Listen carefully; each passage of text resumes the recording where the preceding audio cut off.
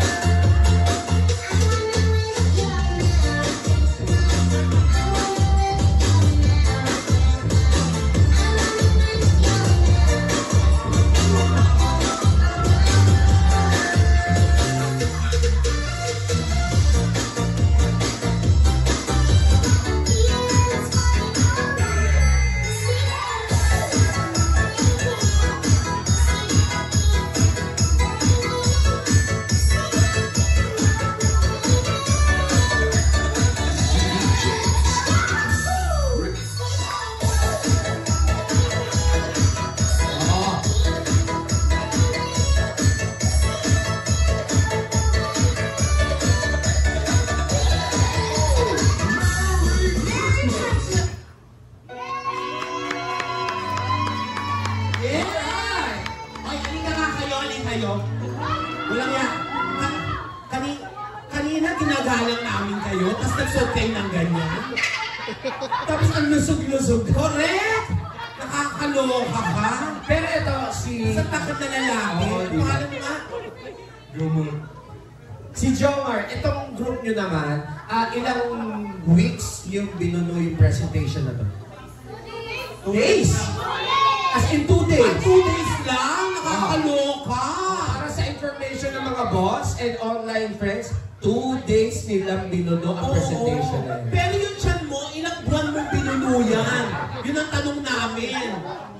1 year yung tiyan mo, Diyos ko, kanina, hindi kita magalaw doon kasi nga ginagalang kita. Pero nagsuot ka ng ganyan, Diyos ko, kapastos-bastos ka na ngayon. Nakakaloka ka. Pero para sa Pero group, yung mga lalaki, nakita mo naman, pag kumembot, mas malambot pa ang katawan sa mga babae, no? asan siya yung partner mo? Kasi partner mo isa. Malambot din ang katawan nun. Oo, parang butete. Pero eto, okay. Thank you very much, Jomar. Jomar. Palapakan nyo naman si Jomar. Again, that is our third group. Kung alam lang ng nanay mo magaganyan ka, hindi ka na niya pinanganak. Pero ang hirap ilabas yan, di? Totoo, ang laki. Palapakan naman natin yung HSW. And this time, tawagin naman natin si Danica Rosales for our intermission, short intermission.